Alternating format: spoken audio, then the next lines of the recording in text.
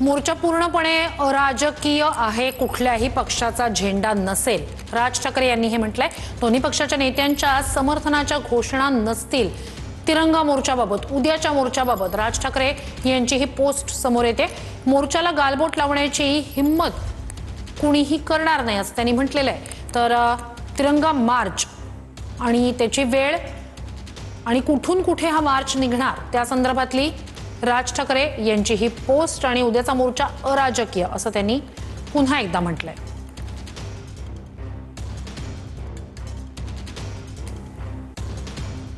26 जुलैला नीट परीक्षेतील गोंधळ, त्याबद्दल विद्यार्थ्यांचं सुरू असलेलं आंदोलन, ते आंदोलन चिरडण्याचा सरकारचा सुरू असलेला प्रयत्न, या विरोधात आपण तिरंगा मार्च काढत आहोत। तिरंगा मार्च हा दिल्लीतील सरकार आणि त्यांच्या आदेशानुसार दिल्ली पोलीस जी मुजोरी दाखवत आहेत याचा निषेध करण्यासाठी आहे। तसंच हा मोर्चा जे विद्यार्थी सरकारला अजिबात न जुमानता ठामपणे उभे आहेत त्यांच्यासाठी, त्यांच्या घरच्यांसाठी, आणि जे दिल्लीला जाऊ शकत नाहीत किंवा मुंबईला येऊन निषेध व्यक्त करू शकत नाहीत त्यांना तुमच्या पाठीशी संपूर्ण महाराष्ट्र उभा आहे हे दाखवण्यासाठी हा तिरंगा मार्च आहे। हा पूर्णपणे अराजकीय आहे, इथे कुठल्याही पक्षाचा झेंडा नसेल। मोर्चाचे निमंत्रक मी आणि उद्धव ठाकरे असलो तरी आमच्याही नावानं कोणी घोषणा द्यायच्या नाहीयेत।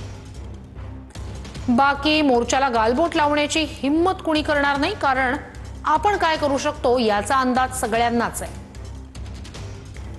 पण तरीही काही उत्साही असतात, ते आले आणि काही वेडवाकडं करायचा प्रयत्न केला,